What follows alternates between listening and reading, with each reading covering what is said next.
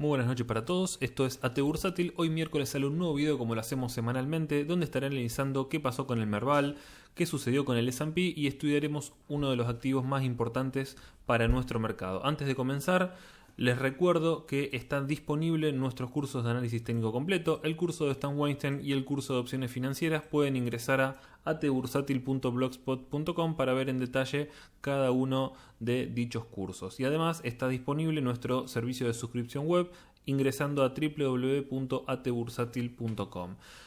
Una información importante para remarcarles es que este es el último video previo al ingreso de mis vacaciones. El día domingo me voy a tomar 2 semanas, por lo cual durante estas 2 semanas no voy a subir obviamente videos semanales, así que bueno, nos reencontraremos en el próximo video que va a ser a fines de marzo.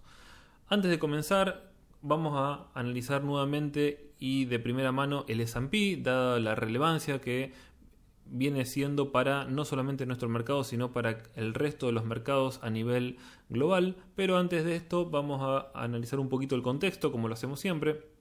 En relación al Merval, el día de hoy se operaron 456 millones de pesos. El dólar mayorista cerró en 62,36 y tiene una pequeña suba del 0,2% mensual. Recuerden que recién comienza marzo. El MEP cerró en 80,35, mientras que el CCL en 81,55. El riesgo país se encuentra ubicado en 2.208 puntos, hoy con una baja del 0,7%. Y en relación a los saldos semanales de nuestro principal índice, en pesos cerramos un 6,49%, en dólares un 8,06%, y el S&P, que tuvo un gran sell-off, como saben, la semana pasada, viene recuperando parejo y ya recuperó un 5,95%. Esto sería el saldo semanal.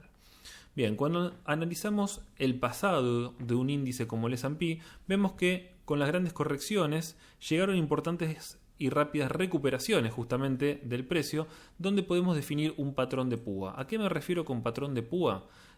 Implica importantes movimientos tanto verticales, sino además por la aceleración, ya sea al alza o a la baja, y una recuperación similar pero en forma contratendencial a lo que sucedió previamente. Es decir, este patrón, que es exactamente lo contrario al platillo, donde uno ve un patrón de estas características con un precio haciendo una base, un proceso acumulativo muy importante, y cuando el precio logra avanzar sobre el inicio de este patrón, es decir, quiebra este nivel idealmente con volumen, uno puede evaluar un patrón, una señal de compra. Bien, esto es completamente lo contrario, es decir, una figura bien vertical tanto al alza como a la baja, y por supuesto estas recuperaciones nos pueden hacer ganar mucho dinero y en forma muy rápida. El tema es el siguiente: como nadie conoce la vela de la derecha, uno podría pensar, ¿y qué pasa si llega una crisis bursátil similar a lo que sucedió en el 2008? Cuando vamos un poquito hacia atrás y vemos lo que pasó en el 2008, podemos observar que tras esta gran baja inicial se producen semanas de velas claramente alcistas de recuperación, como lo que podría estar sucediendo por ejemplo esta semana, donde uno podría pensar que tras esta gran corrección y esta vela de recuperación, decimos, se terminó el mercado bajista, ¿bien? Y uno decide posicionarse. ¿Qué fue lo que sucedió posteriormente? Tras un intento de consolidación, el precio terminó recortando y mucho. Bien, como nosotros, como les dije, no conocemos la vela de la derecha, lo que podemos hacer es intentar gestionar el riesgo de nuestra comitente posicionándonos con un stop loss bien ajustado. No puedo creer que haya al día de hoy operadores que se manejen sin stop loss. Bien, y haciendo, como les dije, una buena gestión de cartera. ¿Qué significa esto? A grandes rasgos, del 100% del capital, si pensamos que lo que vamos a dedicar a acciones tiene que ver un 10 o un 20% del capital, y a su vez cada acción que compremos tiene que tener una máxima pérdida tolerada, que es justamente lo que define el stop loss. Bien, si nosotros hacemos una buena gestión de cartera, si no arriesgamos gran parte del capital en las posiciones que decidimos tomar, Salvo que suceda una crisis donde el mercado abre un 30-40% abajo, como sucedió por ejemplo en el mercado local con las PASO, salvo que suceda algo similar a eso, las pérdidas que vamos a asumir van a ser mínimas y por supuesto el mercado no nos va a expulsar.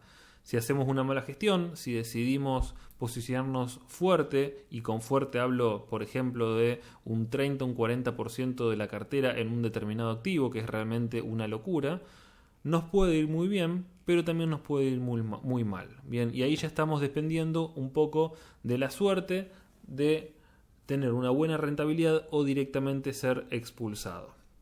Así que tengan en cuenta a la hora de posicionarse en este mercado sumamente volátil, que ahora vamos a evaluarlo en profundidad, hacer una buena gestión de cartera es clave para no ser expulsado y eliminado definitivamente del mercado de capitales.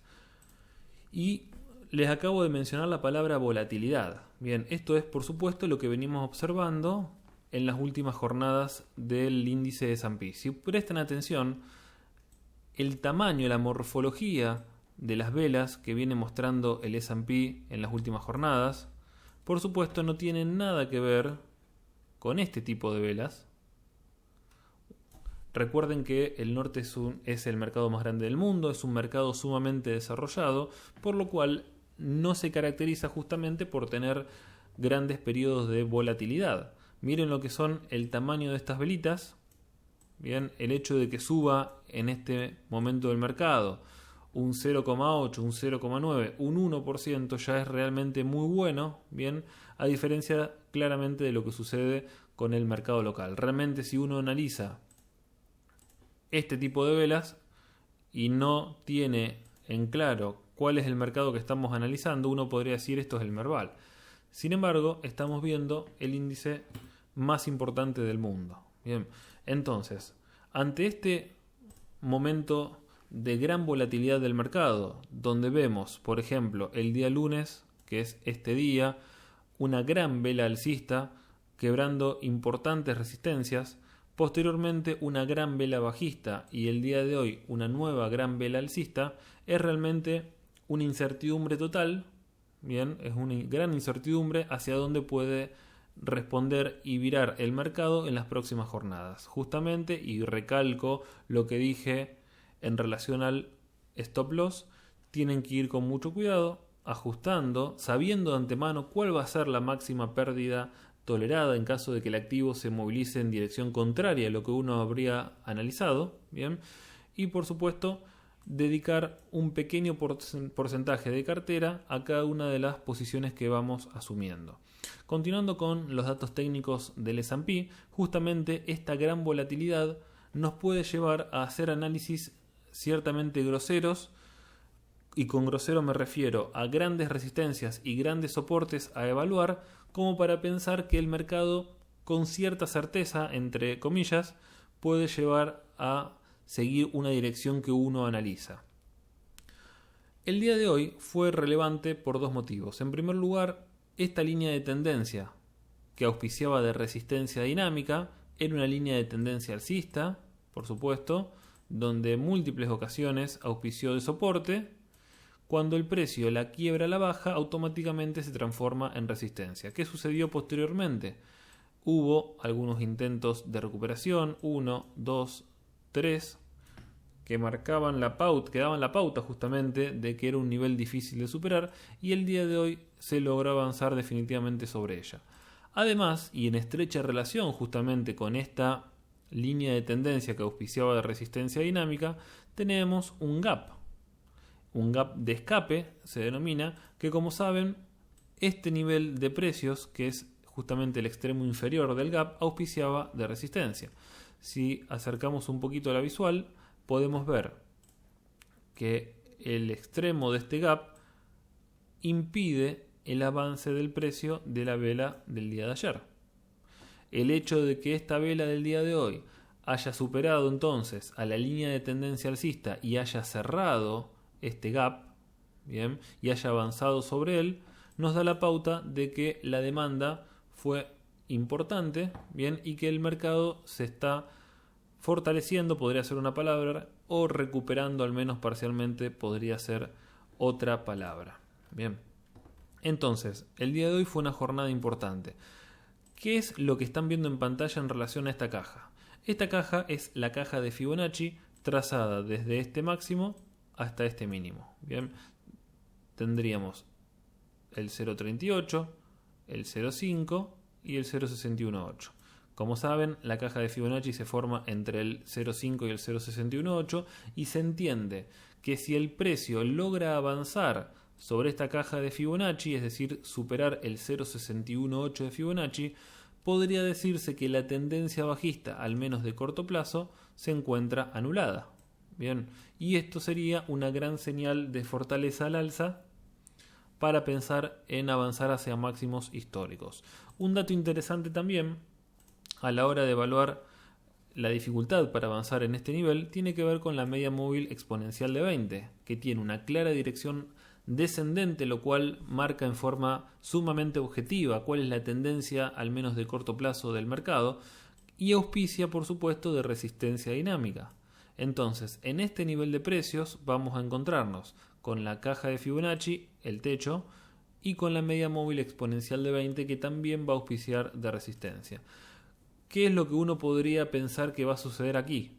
En el caso de que mañana continúe la fortaleza, podría alcanzar este nivel y posteriormente mostrar pullback.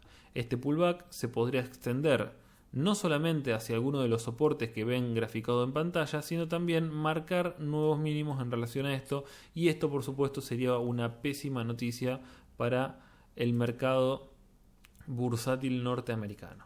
Bien, por supuesto, si el precio comienza el pullback, nosotros vamos a estar alejados del riesgo, porque nuestro stop loss nos va a sacar inmediatamente y esto va a limitar, por supuesto, nuestras pérdidas.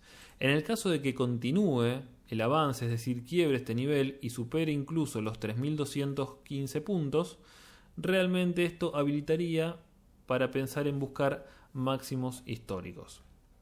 Volviendo un segundo con el tema, la palabra volatilidad y la incertidumbre en relación hacia qué lado puede dirigirse el mercado, me faltó mencionarles un dato importante.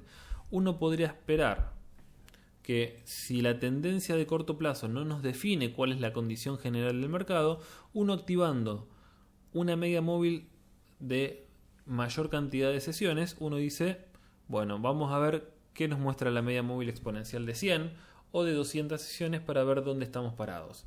Fíjense que si uno activa la media móvil exponencial de 100 y la media móvil exponencial de 200, la de 100 es la verde, la de 200 es esta, bien, podemos ver que las medias móviles tienen una dirección prácticamente horizontal, lo cual no nos define una tendencia clara o nos define al menos una tendencia lateral de mediano y largo plazo. Bien, entonces, cuando no tenemos una tendencia definida, es otro punto a considerar para no operar, básicamente. Bien, entonces vamos a cerrar las medias móviles, ya que no nos están aportando datos porque están direccionadas en forma horizontal. La caja verde que pueden observar en pantalla es un Fibonacci inverso al que trazamos de esta manera.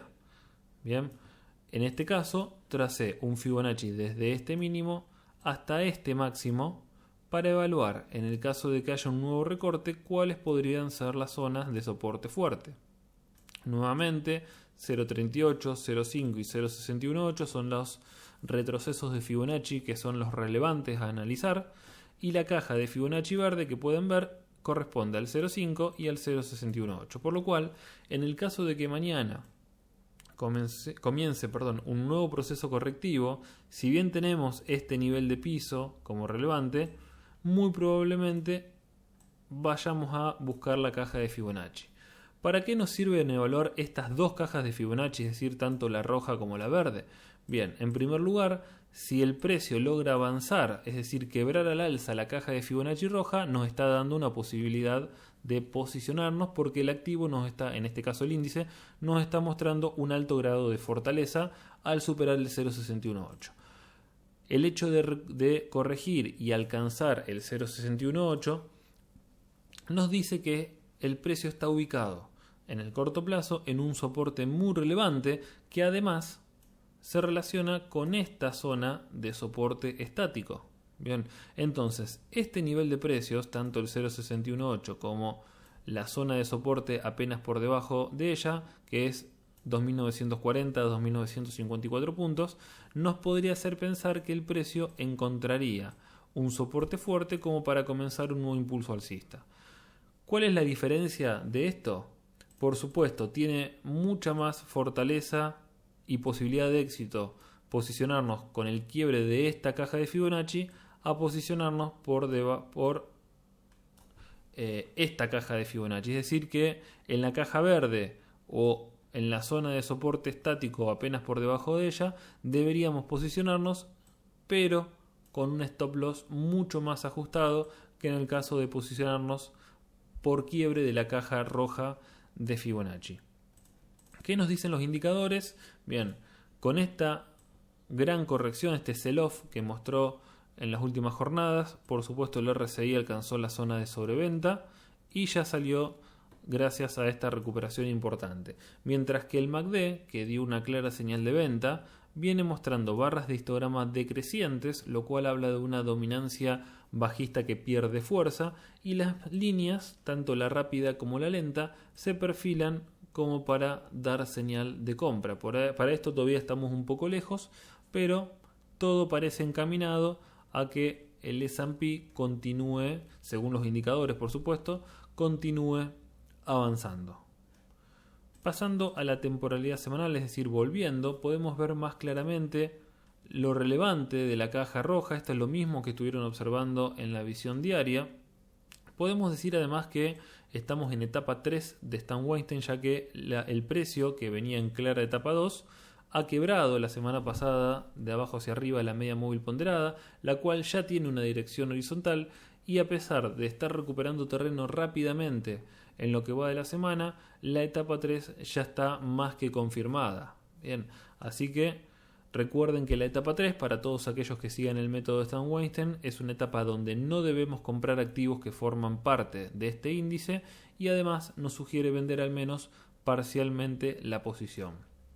Dicho esto, y volviendo a la T tradicional, recalco que el hecho de avanzar sobre los 3.190 puntos, es decir, el techo de la caja de Fibonacci, sin lugar a dudas va a ser una señal de fortaleza muy importante para el S&P. Bien, ojalá la semana termine al menos por arriba de la caja de Fibonacci y por qué no de la media móvil ponderada de 30, y esto sería un gran alivio para pensar en las próximas semanas. Recuerden que como no tenemos drivers tanto positivos como negativos propios a nivel local, el Merval en las últimas jornadas se viene acoplando prácticamente al 100% de lo que hace el S&P.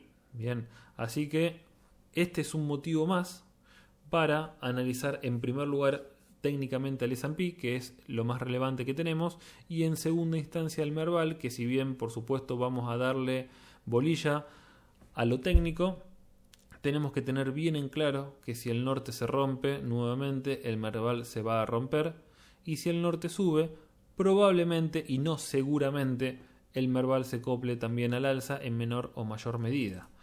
Indicadores del S&P en temporalidad semanal: señal de venta clarísima por parte del MACD, con 2 semanas ya de barras de histograma crecientes a la baja, y un RSI que tiene tendencia bajista y se ubica por debajo, o al menos debe estar prácticamente igual, 48,80, es decir, por debajo de los 50 puntos. ¿Para qué nos sirven los 50 puntos? Es un nivel estándar tanto de soporte como de resistencia, por lo cual ahora que el RSI se ubica por debajo, lo que podría generarse es un pullback e ir a buscar la zona de sobreventa. Esto por supuesto se vería recalcado en el precio, que sin lugar a dudas iría a buscar quizás niveles inferiores. Bien, esto es el S&P, es una mirada general. Vamos ahora a evaluar nuestro principal índice. Bien, vamos con nuestro principal índice, que es el índice Merval. Esto es temporalidad diaria. Lo que les había comentado en videos anteriores es que progresivamente el Merval fue perdiendo soportes relevantes. En primer lugar, quebró definitivamente a la baja, y la cual se empezó a poner descendente hablo de la media móvil exponencial de 20 sesiones, se comenzó a poner descendente más que nada cuando se quiebra justamente la línea de tendencia, que era una línea de tendencia probable por tener dos contactos, pero era una línea relevante al fin. El precio alcanzó finalmente este nivel entre los 37.646 y los 37.874, y lo que generó, y esto repito, el gran acople al mercado de referencia, es decir, el sell-off de la semana pasada, generó estas 3 jornadas bajistas, bien, que por supuesto generaron el quiebre de este soporte, a mi entender, crítico para nuestro mercado. Esto lo mencioné en videos previos y me pareció muy relevante de recalcar que los 37.646 puntos era un nivel muy importante que el mercado no debía perder, y lamentablemente, por supuesto por una clara influencia negativa externa, finalmente se perdió. ¿Qué es lo que siguió? Trazando un Fibonacci desde este mínimo hasta este máximo, vemos el último gran impulso alcista, y aquí tenemos el 0.38, el 0.5 y el 0.618.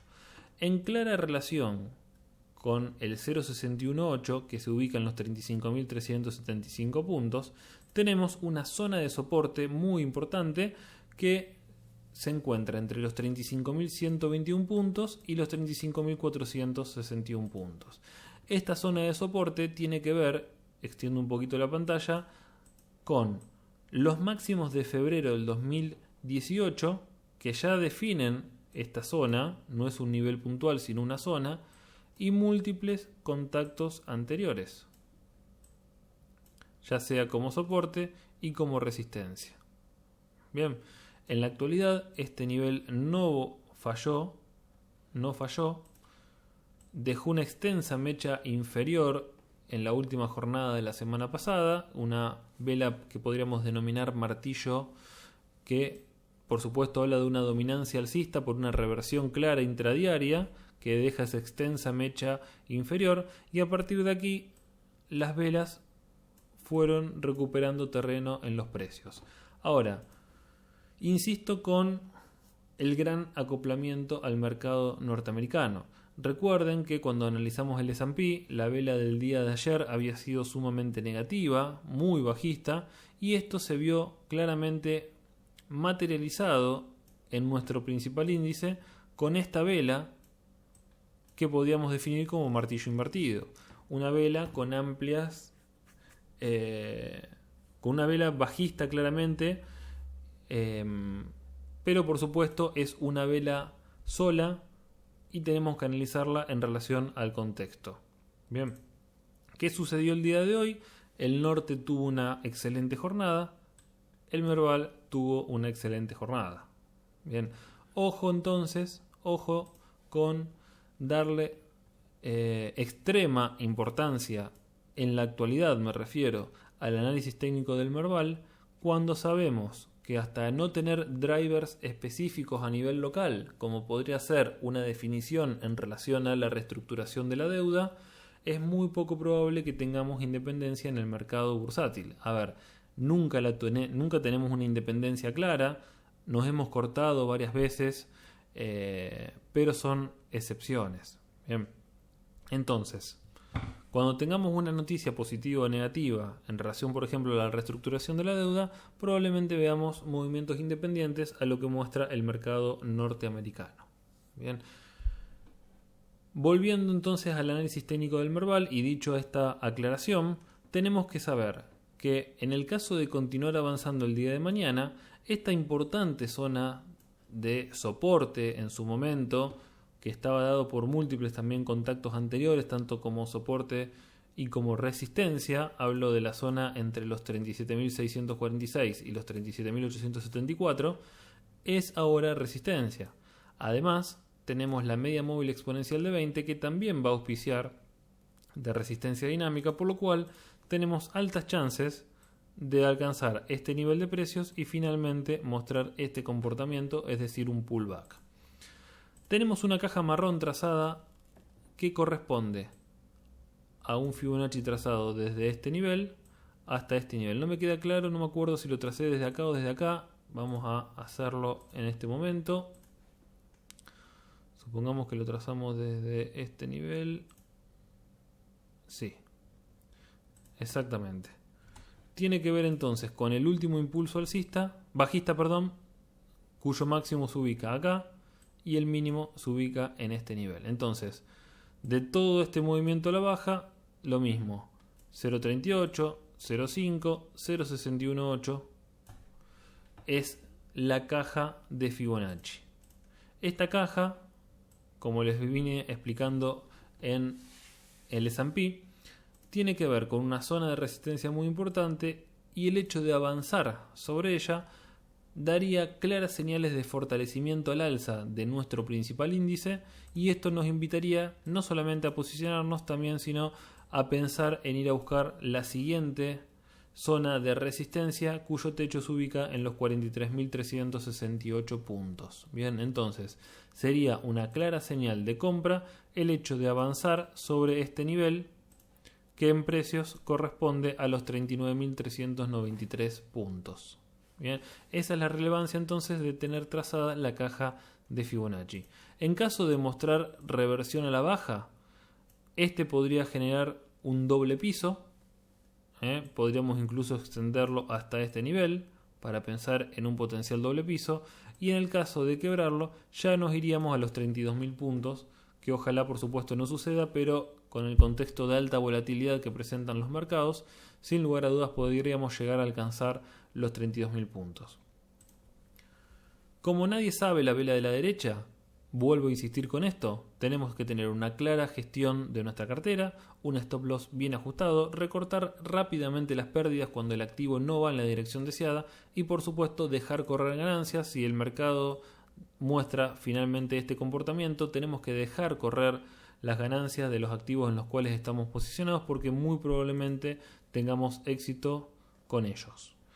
Indicadores del Merval, vemos una señal de venta por parte del MACD, líneas que se comienzan a perfilar para dar compra, y un RSI que ni bien alcanzó la zona de sobreventa, rebotó al alza, pero aún se ubica por debajo de los 50 puntos, es decir que muestra debilidad hasta el momento y no es una señal de compra. Pasando a la temporalidad semanal, podemos ver que al igual que en el S&P, el mercado local ingresó a etapa 3 de Stan Weinstein por quebrar a la baja la media móvil ponderada de 30, hizo un claro reconocimiento de esta zona de soporte que les expliqué recién, bien, y hasta el momento viene mostrando una vela de recuperación. Como les dije también anteriormente, 37.874 es el nivel de precios a superar para pensar en buscar este máximo anterior en este valor, bien, y en el caso de mostrar reversión a la baja, 32.000 puntos sería el valor a pensar.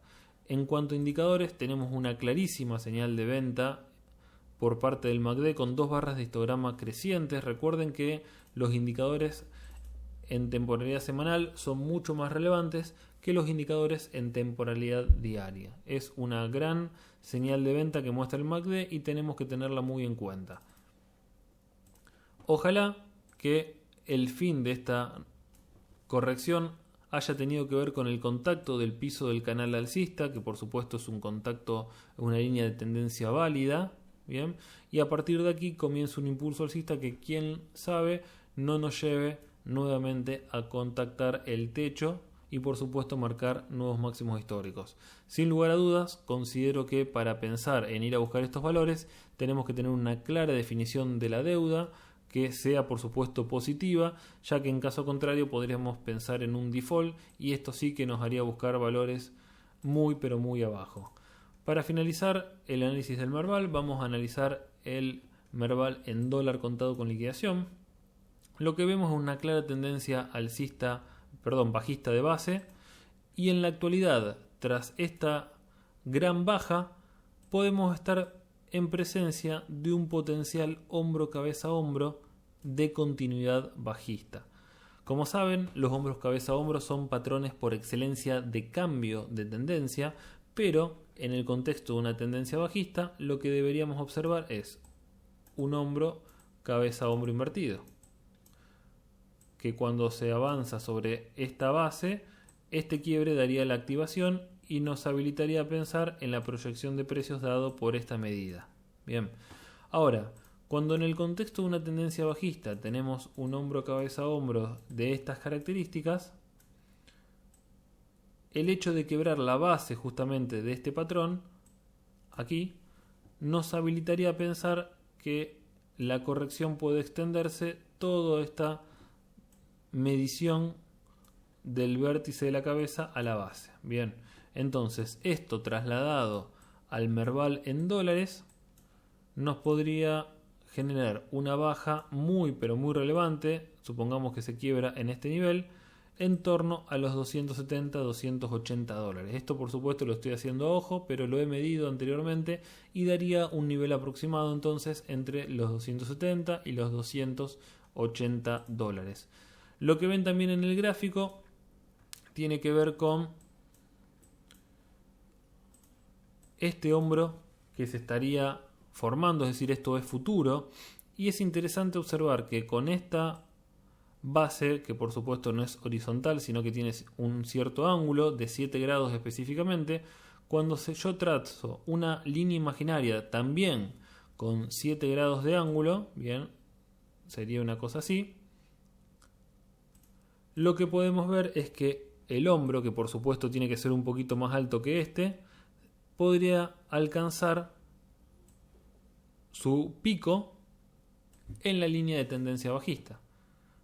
Aquí se generaría el nuevo impulso bajista y en el caso de quebrar este nivel se activaría justamente el hombro cabeza hombro. Buenas y malas noticias en relación a este patrón.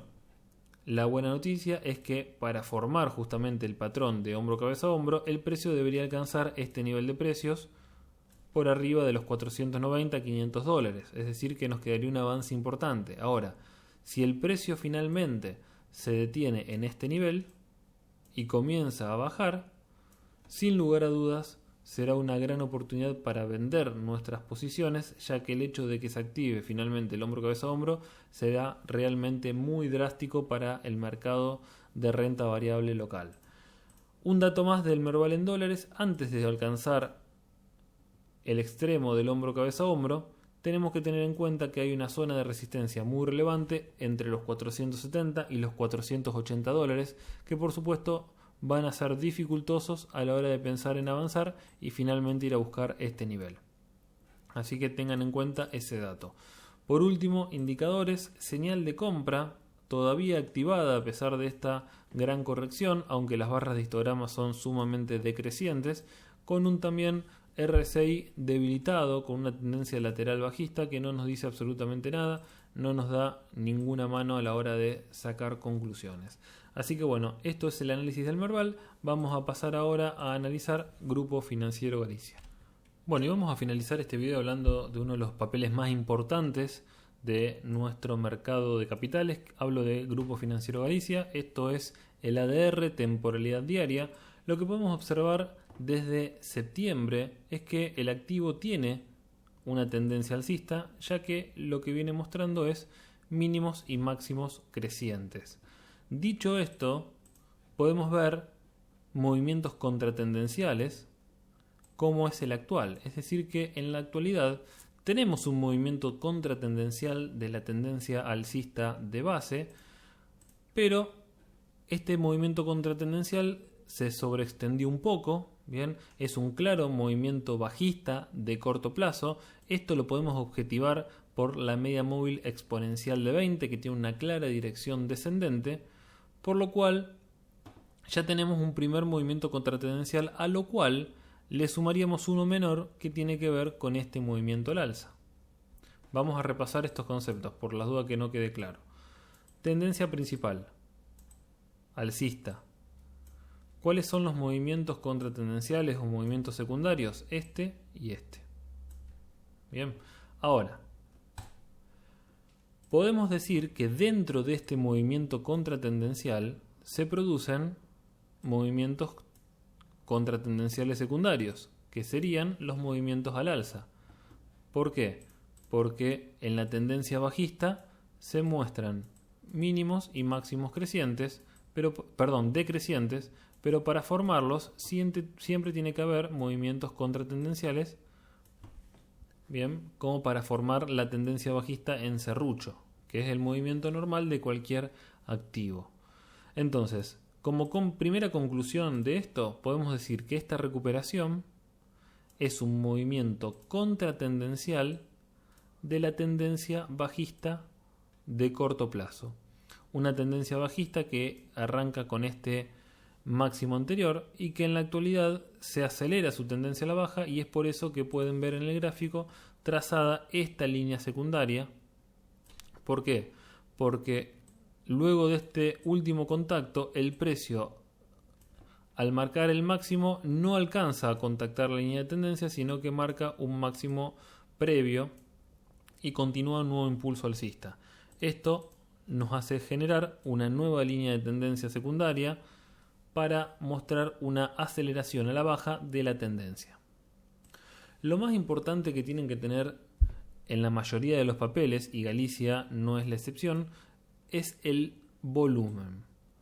Con este volumen de operaciones que viene mostrando el activo, es muy poco probable que veamos un movimiento explosivo al alza. A ver, idealmente el activo debería quebrar para mostrar fortaleza la media móvil exponencial de 20, esta línea de tendencia bajista secundaria, los $14 que son un nivel de resistencia estática muy relevante, y finalmente la línea de tendencia bajista. Bien, es decir, que si el precio finalmente avanza sobre este nivel, podríamos decir que Galicia ha superado un conglomerado de resistencias estáticas y dinámicas que por sí sola muestran que el activo está ganando fortaleza. Ahora, si todo este movimiento al alza se generan con este tipo de velas de volumen, uno puede pensar que esta suba no es genuina, que simplemente el precio puede estar siendo manipulado, o que directamente la oferta se corre para que el movimiento se haga fácilmente con escasa demanda. Bien, pero el hecho de observar poco volumen nos habla de que no es una suba genuina. ¿Por qué? Porque las resistencias por lo general se deben quebrar con volumen, no así los soportes. Podemos tranquilamente observar un activo que alcanza un soporte y que finalmente lo quiebra sin observarse volumen. Bien, esto es una regla general de la T. No se requiere volumen para quebrar soportes. Sí se requiere, o lo ideal es, quebrar resistencias con incremento del volumen. Bien, entonces si avanzamos sobre estos niveles y el volumen se queda así, yo dudaría, y muy probablemente las posibilidades de éxito se reduzcan. En caso de que finalmente suceda todo esto y avancemos sobre este nivel, tengan en cuenta que los 15,90 son el gran nivel a superar para definir una nueva tendencia alcista. ¿Por qué? Porque el último contacto, bien, en realidad podríamos mencionar también este, pero la tendencia bajista principal es esta, o sea, esta es una secundaria. Entonces, el último contacto, que es este, debe ser quebrado al alza para pensar en una nueva tendencia alcista. Si quebramos acá la línea de tendencia bajista, pero no avanzamos sobre este nivel, podríamos definir una tendencia lateral o no tendencia. Si avanzamos sobre los 15,90, volveríamos a una etapa o una tendencia alcista, al menos de corto plazo. ¿Qué nos muestran los indicadores? Inespecíficos, impresiona solo eso perfilarse para dar compra, mientras que el RSI muestra un movimiento hacia arriba, pero por debajo aún de los 40 puntos. Lo que es muy interesante es el Concord, que nos está mostrando varios patrones de compra. En primer lugar, un patrón cero, es decir, la montaña llega a la línea cero. Esto es una invitación a posicionarse. Tenemos también un patrón de espejo, es decir, manos débiles venden, manos fuertes compran. Y tenemos un patrón de corte, que quiere decir que la montaña atraviesa de abajo hacia arriba la media móvil. Recuerden que en el canal de YouTube de AT Bursátil van a poder encontrar un video específico sobre el Concord, donde explico cuáles son las estructuras que lo conforman, cómo se evalúan los patrones de compra y de venta, etcétera, etcétera. Así que si no conocen este indicador, vayan a mi canal de YouTube, que lo van a poder aprender muy fácilmente. Así que, en conclusión, el Concord es muy interesante en Galicia. Por supuesto, falta que aparezcan todos los otros datos integrales del análisis técnico, que es avanzar sobre esto y que aparezca volumen. Por último, temporalidad semanal, etapa 1 de Stan Weinstein por haberse posicionado al menos transitoriamente por arriba de la media móvil ponderada de 30. No tenemos una gama definida, operativa. Podríamos plantear que en este nivel de precios se podría haber generado el piso de la gama operativa, pero hay que tener en cuenta que el precio lo que puede empezar a hacer es este tipo de comportamiento y debemos esperar, dependiendo de dónde se forme el techo de la gama operativa, el quiebre de la misma para pensar en etapa 2 y pensar en posicionarnos si somos estrictos seguidores del método de Stan Weinstein. Indicadores: señal de compra, barras de histograma realmente decreciente. Esto es muy similar a lo que se observa en el Merval en dólares, bien, y un RSI chato también en la temporalidad semanal. Bien, 40 minutos de video, se me ha extendido bastante nuevamente, así que vamos a dar por finalizado en este nivel. Les agradezco mucho por verme todas las semanas, espero que les haya resultado útil el video. Recuerden compartirlo tanto en el canal de Twitter como en cualquier otra red social que ustedes manejen. Sobre todo en Twitter me interesa, viene bastante flojo el tema del retweet, así que no les cuesta nada y bueno, se los voy a agradecer profundamente. También pueden suscribirse al canal de YouTube, me buscan como AT Bursátil, para recibir notificaciones automáticas de todos los videos que vamos lanzando. Espero que la semana finalice de la mejor manera, les mando un abrazo y hasta la próxima.